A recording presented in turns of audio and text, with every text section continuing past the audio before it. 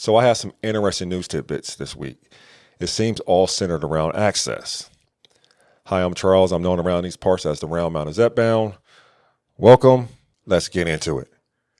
Now, this first story, I haven't been able to independently verify. There are no press releases. There is nothing I can find on Google, no news offerings, but there's a lot of buzz on social media, TikTok, Facebook, and Reddit. Apparently, Rite has sent letters to customers. They have called other customers, and some customers have been told as they've gone to go pick up their GLP-1 medications that they will no longer be carrying any GLP-1 medications going forward. Now, the reason that they have given for this is that they lose money on each prescription that they fill. I have heard of that being the case with mom and pop type pharmacies, but never would I have imagined that this would be the case for a national retail brand. I'm not sure if this is a temporary move or if they are using it as some negotiating tool with PBMs, or if this is something that they are fully committed to. So are there any Rite customers out there? What have you been told, if anything? I would hate to see another door close in regards to access. I hope that this does not spread to other retail pharmacies. Now, speaking of access, Novo Nordisk and CVS Caremark just slammed the door on a bunch of patients that utilize Zepbound. And I want to emphasize that this is the PBM subsidiary of CVS Health and not the CVS retail pharmacy. So you can't get around it by trying to switch your prescription over from CVS to Walgreens. Again, this is in regards to your benefits and not the CVS retail pharmacy. For those that don't know, CVS Health owns CVS Caremark, CVS, the retail pharmacy, and Aetna, the health insurance company.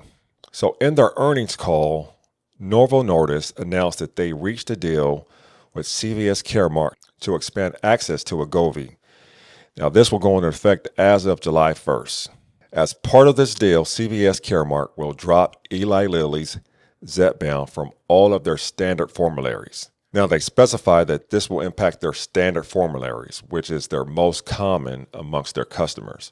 So it seems that Zepbound will still be available for non-standard formularies. So this could be like a self-funded employer type plan that the medication will still be available in. Now, those patients that are currently on Zepbound under CVS Caremark will be eligible to switch to Wegovy.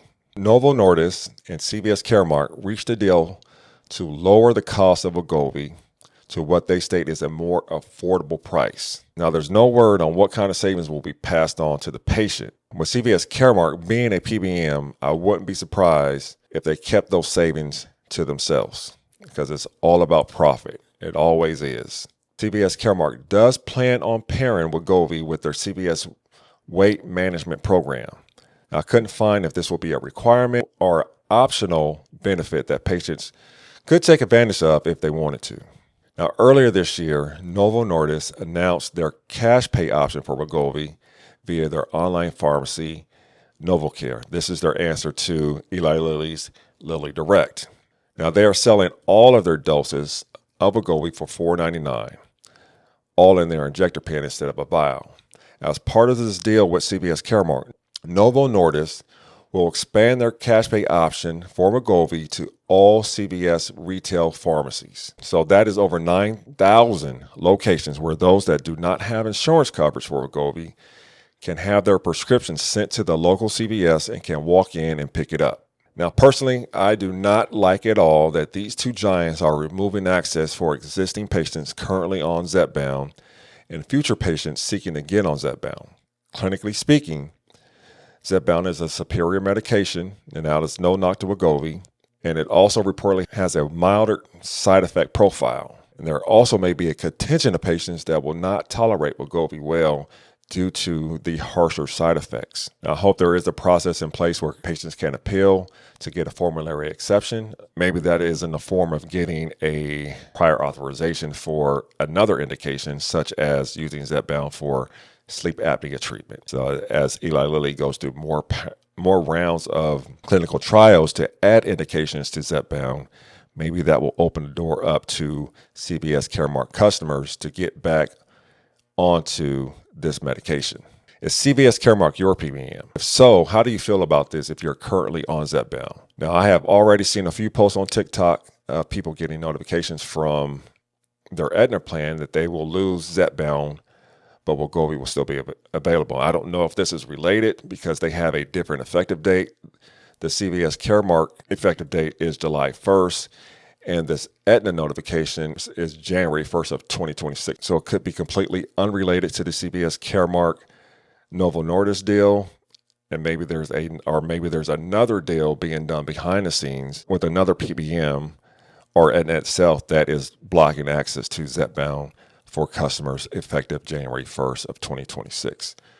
If you know anything about that, please let me know. Now, a few others have called CVS Caremark to get information, and it seems like CVS Caremark representatives can't give answers as to whether people will have coverage on their specific plan. There was even one creator that posted screenshots from a live chat with a CVS Caremark representative, and the representative told her that she herself was also on Zepbound, and she did not know if her plan with CVS Caremark will continue to provide coverage for Zepbound for her, and she's an employee of CVS Caremark. You would think that they would have this information in the system or provide it to agents prior to the announcement so that they would have talking points to give to customers as they call, because inevitably someone's going to call to ask questions and clarifications about this announcement regarding their coverage. We'll see how this plays out. Now, lastly, this may be some good news for accessibility. Aon did a multi-year survey covering more than 50 million commercially insured people, and they were able to show that the use of GLP-1 medications, when paired with a weight management program, saves employers a significant amount of money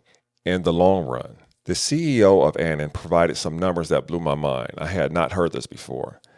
He stated that obesity is a condition that impacts 40% of adults in the U.S., which I knew. But what I didn't know is that obesity contributes to more than 60 chronic conditions and costs the economy more than $1.72 trillion annually. The study was conducted from 2022 to 2024, included 50 million commercially insured patients, and amongst that group were a subset of 139,000 patients that use the GLP-1 medication. They found that while there is an initial ramp-up cost as people get started on a GLP-1, the trending showed that costs reduced by half that of those that were in what they called a precisely matched control group in the last 12 months of the analysis period. Also, GLP-1 users experienced a significant reduction of 44% in the risk of hospitalization due to major adverse cardiovascular events such as strokes, heart attacks, and heart failures over the 24 months that followed their initiation of the therapy use of GLP-1s. Notably, they also showed lower incidences of claims for pneumonia, inflammatory bowel disease, osteoporosis, and alcohol and substance use disorders compared to a precisely matched control group. So, by providing employees access to GLP-1 medications, it could provide significant savings in healthcare costs in the long term. This doesn't even account for the indirect costs to employers that could also lead to savings, the cost of absenteeism related to obesity and the comorbidities that are bound to come along with it. A healthier workforce shows up for work, productivity increases, turnover decreases, and if you decrease turnover, you reduce the cost of onboarding and training. Now, I think this is a very consequential study, and if it gets traction, it could go a long way in solving some of the accessibility issues related to costs. Everyone needs to be pushing this study in front of their employer's benefits departments. Now, as I wrap this up, I'm curious to know your thoughts on Rite potentially dropping GLP-1 medications, the Novo Nordisk and CVS Caremark deal pulling the rug out from Zepbound users, and the Aon study of the cost effectiveness of GLP-1s. Let me know down in the comments. I'll be interested to hear your thoughts.